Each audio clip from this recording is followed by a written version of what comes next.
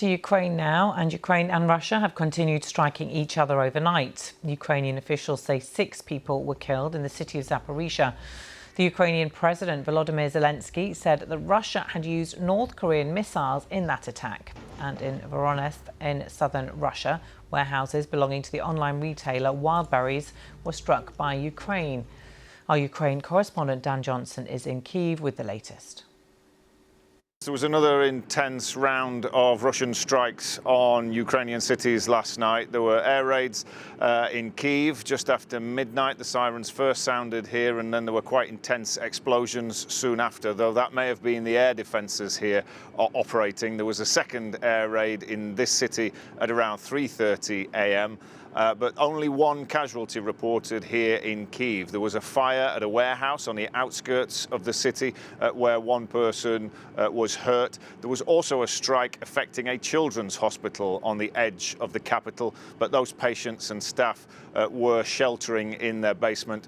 Nobody was hurt there. But in Zaporizhzhia, there was an intense strike last night involving ballistic missiles, which has left 6 people dead and 19 wounded.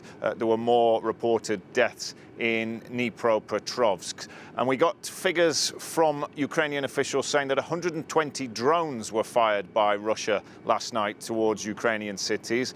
Most of those shot down, but some having got through. What they haven't given this morning for the first time is the number of missiles fired by Russia or the numbers intercepted. And I think that's because they've been growing increasingly sensitive about the failures of Ukrainian air defences in terms of bringing down missiles. There was a statement from the Air Force yesterday encouraging the media not to spread pessimistic news or sensational headlines about how many missiles were getting through. So for the first time this morning, they actually haven't given those sorts of numbers, although they've confirmed that missiles were fired. And President Zelensky said this morning that that included last night missiles from North Korea that were fired by the Russians. Yeah, tell us a little bit more about that. Why he's made these comments, how unusual it must be for him to have made them.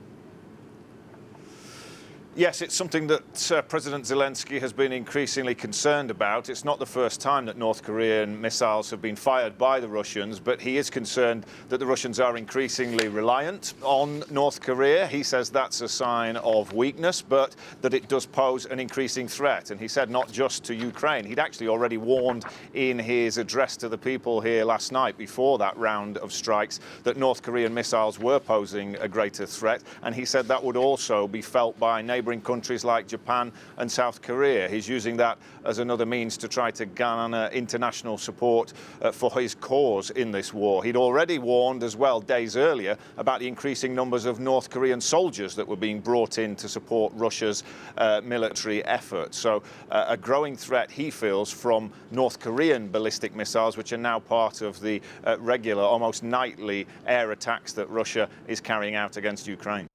Dan Johnson in Kyiv there.